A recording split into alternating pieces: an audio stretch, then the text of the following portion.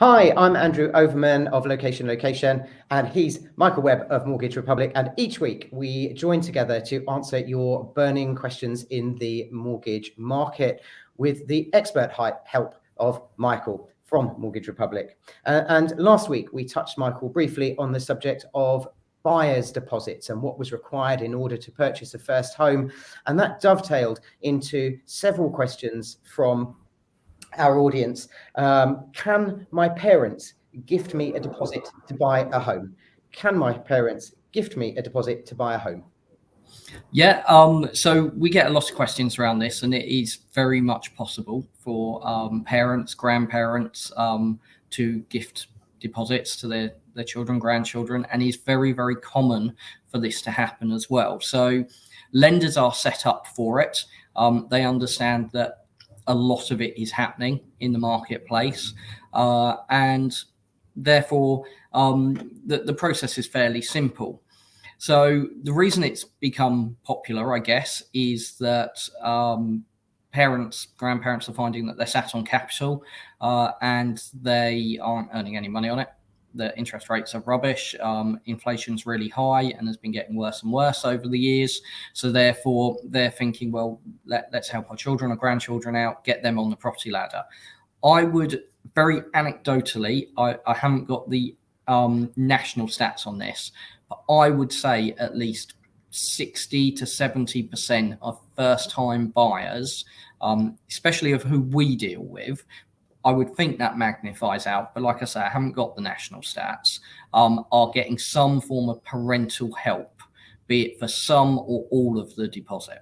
Okay, so like I say, it's very common. Lenders will require the person gifting to be a direct relative. So typically it can't just be your friend gifting you the money, because they just don't believe that would happen. And there are certain elements of what's going on there that need to be investigated. So they're just not interested in getting involved in that. But it's logical for parents or grandparents to help their children. Therefore, there's not many questions that are asked around it. Whoever is gifting the money, the parent in this instance, let's say, will be asked to sign a letter saying that they are gifting the money, they hold no interest in the property, and it's not repayable at any point, or there's no repayments going to be made on a monthly basis, things like that. And the Michael, reason lenders are... Audience, sorry to cut in there. Why does it have to be gifted? Because if it's a gift rather than a loan is then a liability, which affects your affordability, okay, that needs to be factored in. And a loan may also be considered as being secured against the property or someone else with an interest in the property. So right. The bank lending the mortgage want it gifted, and the letter signed saying that the parents understand they hold no interest in the property and have no claim over it, because they're always looking at worst case scenario.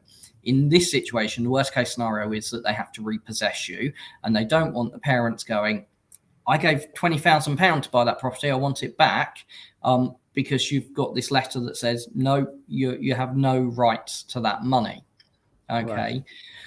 There are other very important things that people using gifted deposits need to address, and they are more solicitor-based than mortgage-based. Okay.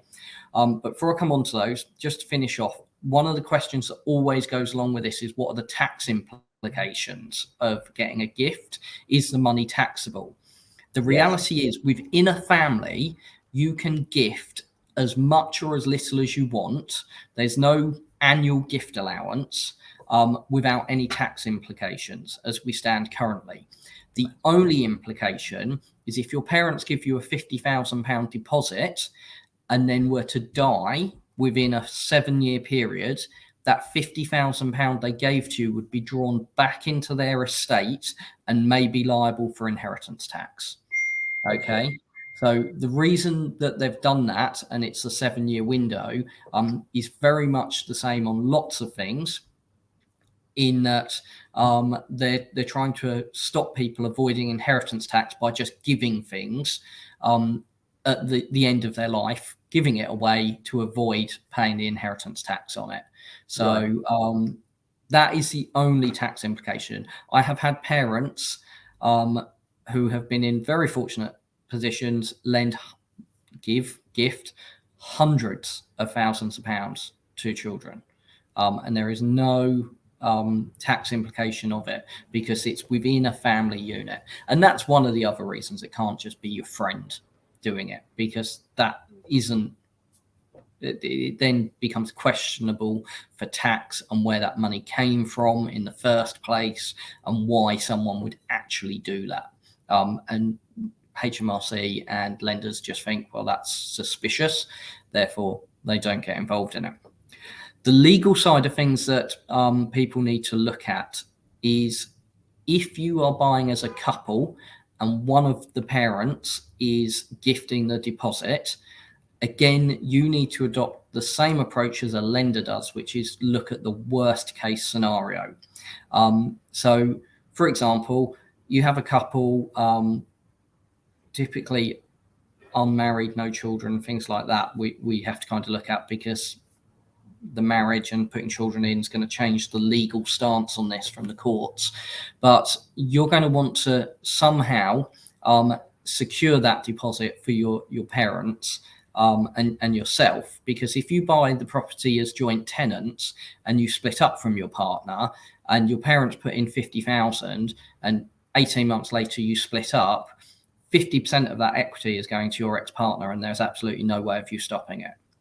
Okay, so just clarify, even if one parent gifted, if you own the property joint tenants, it means you both own all of it and half of it. And if in the event of a sale and the sale's enforced because you've split up, the equity will legally be split 50-50. There is, without someone having a moral conscience that they should give it back, there's nothing you can do about it. And my experience is that moral conscience does not exist when a breakup has occurred. No. So to protect yourself against this, you need to speak to your solicitors about buying the property tenants in common. Okay. Right. And that will allow you to own, you will both own all of the mortgage debt. The mortgage company do not care how you own the property. You both owe them all of it. They don't care who pays it. They will chase you both hard to pay it. That's called being jointly and severably liable for the mortgage debt. That's correct. Against the property. Yeah, so they don't care if it's an £800 payment. They're not going to chase each of you for £400. They're going to chase both of you for £800, and they don't care who pays it as long as they get their money. So the reality is, if you do it tenants in common, you can then split the ownership on land registry, put something legal in place that says if the property is sold, that £50,000 needs to come back to the individual whose parents gifted it first, and then the equity is split 50-50. If there is a fall in equity because property prices have dropped, you can account for that as well, in that the first 50,000 or maximum available comes back to that person. Okay, so that is something that is absolutely critical that people getting gifted deposits discuss with their solicitor. And if their solicitor doesn't raise it with them, which they should do, the solicitors sometimes just send out a form saying, this is one way, this is the other. Tick the box, tell us which one you want. There should be a conversation involved and a deed of trust or whatever needs to be drawn up that states exactly what will happen. And that way there can be no argument.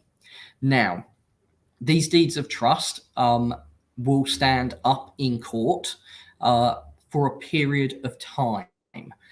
What you need to be aware of, and this is bordering on outside my sphere of influence here, but what you will need to be aware of is if, for example, you buy the property as an unmarried couple and one's parents has gifted 50,000, you do everything right and put the deed of trust in place. 10 years pass and you've got married and you have 2 children now, that deed of trust will probably not hold up in a court of law because family courts will disregard it based on the needs of the children. Sure. Okay.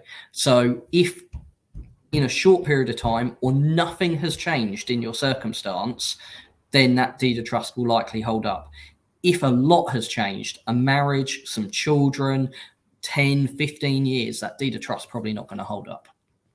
So once again, Michael, as always, it's great advice. In short, can my parents give me a deposit to buy my home? Yes, they can, but there are some wider consequences and things to be mindful of. And one of those is trying to ring fence or protect that money. Michael, great advice there as always. Moving forward, as your life or family circumstances change, you need to be seeking additional legal advice. So if you do get married, if you do have children, and you still want to ring fence that money, if that's still important in terms of, you know, the family setup or your own setup, you need to take further advice. But in brief, when your parents gift you a deposit to buy a home, yes, but there are other considerations. He's Michael Webb. I'm Andrew Overman, Location, and you've been watching Mortgage Matters, where we answer your burning mortgage questions each week. Do tune in next week. Thank you for watching. Thank you, Andrew.